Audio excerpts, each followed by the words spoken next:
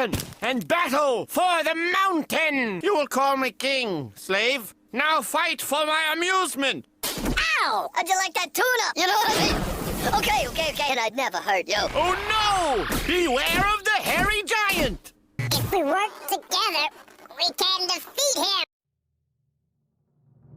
Hello, I'm Omnivorous, and today I want to show you how to use your opponents as the best weapons to win in Commander. Force your enemies to attack and ensure that they are taking down your other foes. Protect your kingdom and force players to pay massive taxes to invade. And lower your opponent's defenses enough to deliver the killing blow. They'll be forced to fight for your amusement, and with the Monarchy in play, they may do it voluntarily. Jared Carthalion, True Heir, is a 3/3 for 1 red, 1 green, and 1 white. When Jared Carthalion, True Heir, enters the battlefield, target opponent becomes the Monarch.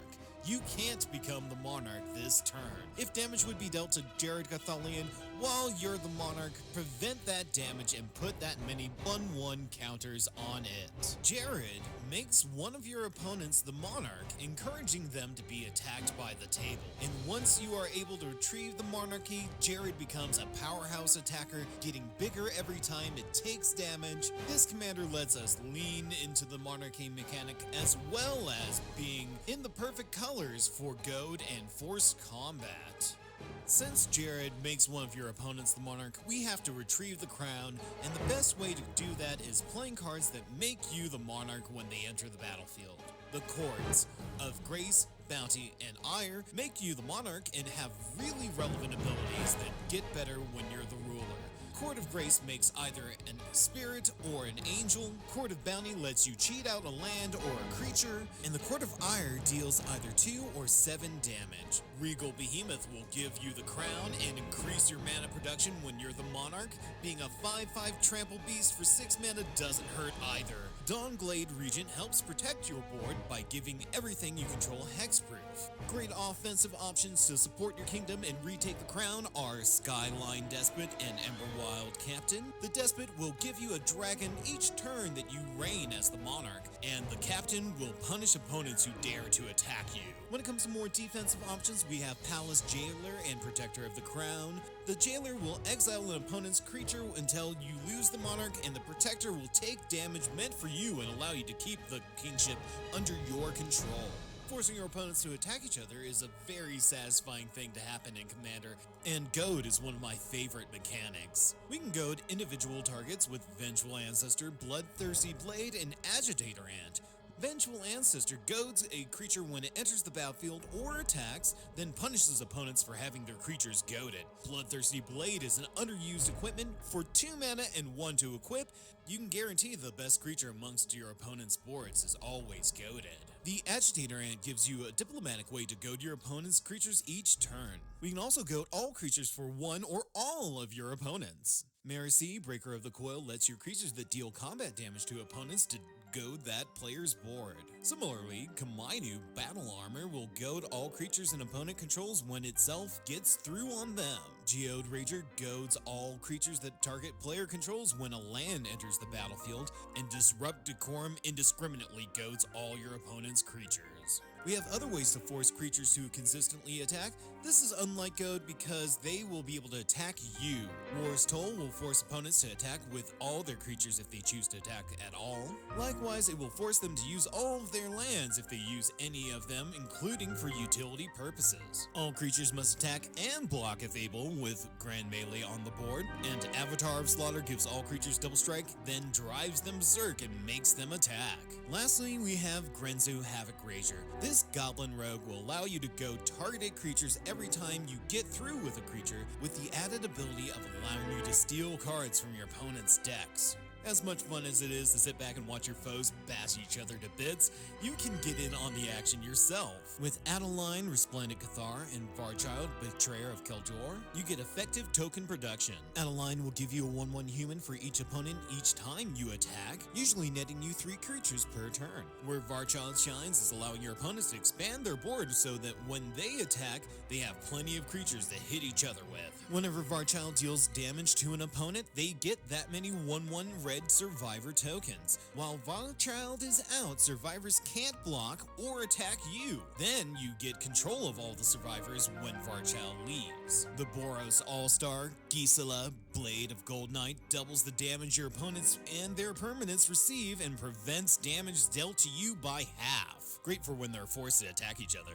Vigor shares your commander's ability with all other creatures, preventing the damage that would be dealt to them and turning it into 1/1 counters. One of the best curses around, Curse of Opulence, rewards you with treasure every time the cursed opponent is attacked. For card advantage, we can rely on two great creatures, Toski, Bearer of Secrets, and Orin Frostfang.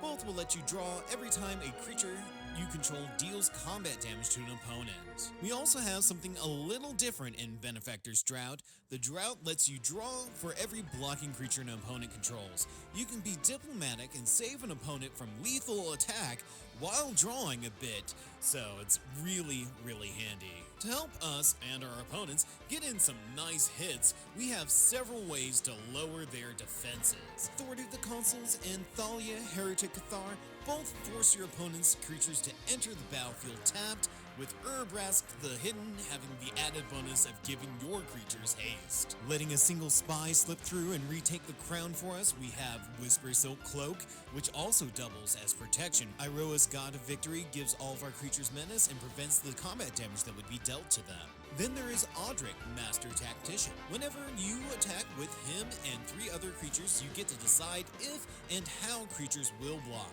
Choose none or make sure your opponents lose their best creatures. Once we regain the monarchy and have forced our opponents to battle, we need to make sure the crown doesn't go anywhere else. With Crawl Space, opponents can only attack with 2 creatures, limiting what they can send at you. An even better option is Miri, Weatherlight Duelist, who will limit opponents to 1 attacking creature while she's tapped, and only 1 blocking creature when she herself attacks. With Norn's Annex, Ghostly Prison, and Sphere of Safety, we get effective ways to tax opponents who dare to attack us. Joining in on that fun is Windborn Muse and Gazole, Tyrant of the Cliffs, which will add to the defensive taxes.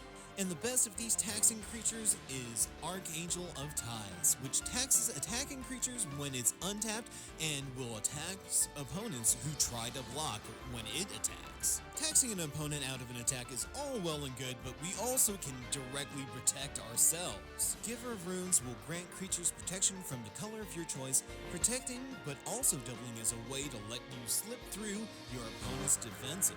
We also have Lightning Greaves and Shield of the Oversoul that will provide protection to key creatures, and Pariah Shield will transfer damage from you to the equipped creature, which will prevent you from losing the Monarch when you're attacked. Other spells we have for protection are Arachnogenesis and Settle the Wreckage, which will keep opponents from getting through with the few attacks they will be able to get off, and punish them for it, while Heroic Intervention will protect us from board wipes and removal. Supporting our deck, we have a suite of ramp spells and artifacts to increase the efficiency of our kingdom. Focusing on 1 and 2 mana cards, we have the classic go-to of Soul Ring and Arcane Signet, which are universally good. The Talismans and Signets are another great addition, as well as the 2 mana ramp spells that we get in green: 3 Visits, Rampant Growth, and Farseek. We have Universal Removal as the focus for this deck, with Generous Gift, Beast Within, and Chaos Warp being able to hit anything. Decimate lets us pick off several problem targets at once with a single card. For controlling the board, we have Pyrohemia, which allows us to hit all creatures and players for 1 red mana, working really well with our commander, and Vigor, which will turn the damage into buffs. In that same vein, we have Blasphemous Act, dealing a massive amount of damage to all creatures with your commander often being the last one standing, while Vandal Blast allows us to remove a specific problem artifact or all of them.